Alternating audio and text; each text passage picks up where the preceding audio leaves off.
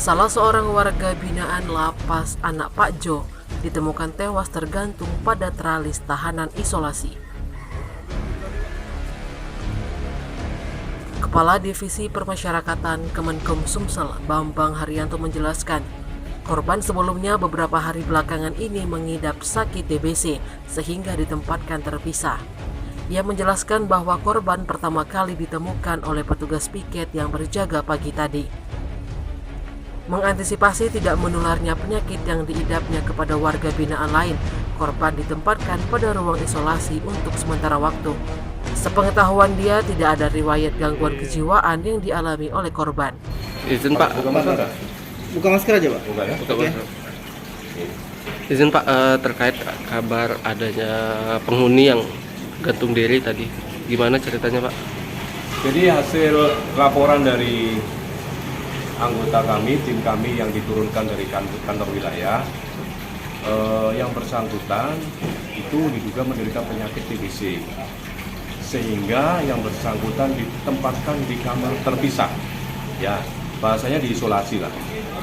Tapi kamar itu ukurannya juga cukup lebar, sama dengan kamar-kamar yang lain ya, 4x5 kurang lebih.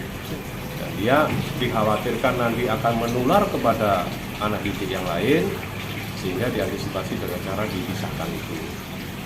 Nah, kejadiannya diketahui ketika sekitar pukul 7 pagi oleh petugas jaga ketika akan ada apusan tersebut. Karena sebelumnya ketika dicek baik-baik saja, jadi ketika mau ada pergantian regu jaga, dicek kembali ternyata sudah dalam posisi gantung diri di teralis. Diketahui jam berapa? Kurang lebih jam 7 pagi. Terakhir kali begitu pas kita pengecekan Iya. kapan? Kenapa? Pengecekan terakhir dari video. Ya itu, jam 7 kan itu jam apusan, regu jaga, pergantian regu. Jam 7 pagi tadi. Iya. Kalau terakhir kali dia kita lihat baik-baik saja jam berapa gitu? Ya pada saat sebelum apusan kan itu satu blok itu kan ada satu petugas.